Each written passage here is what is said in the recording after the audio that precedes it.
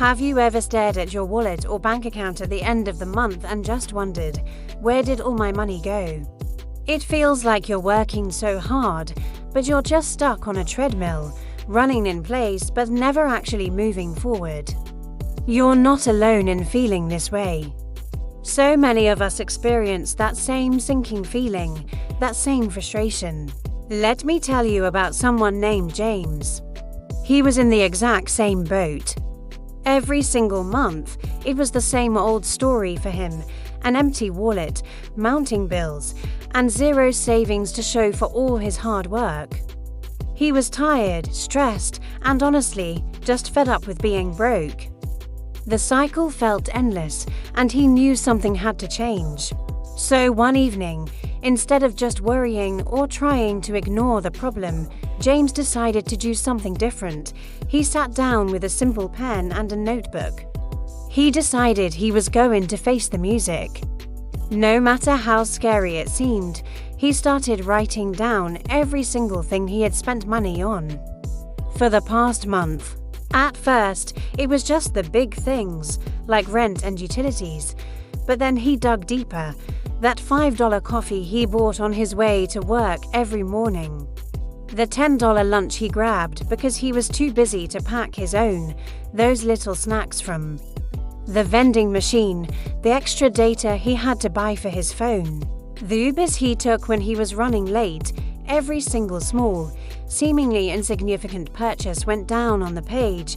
As the list grew longer and longer, James started to get a clearer picture.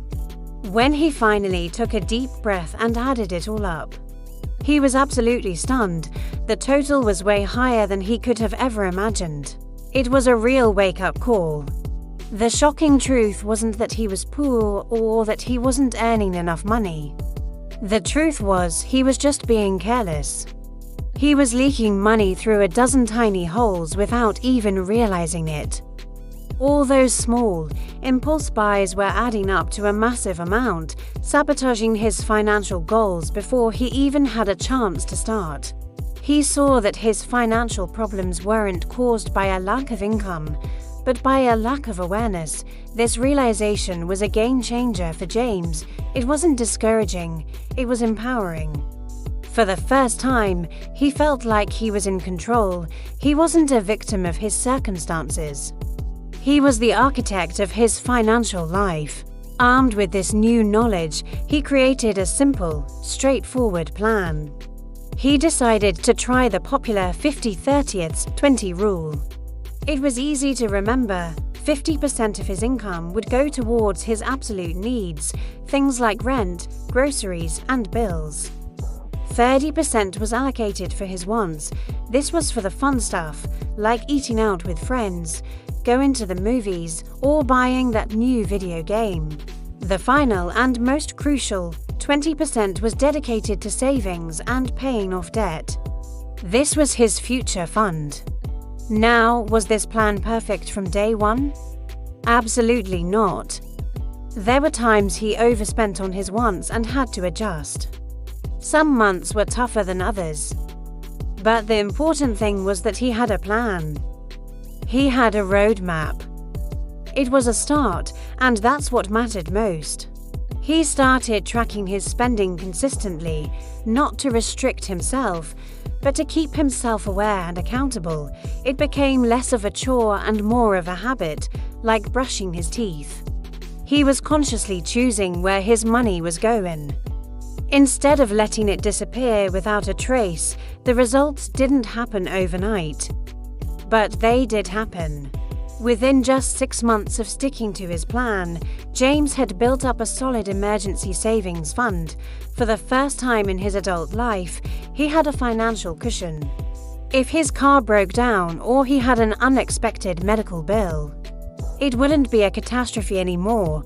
The peace of mind that came with that was priceless, and it didn't stop there.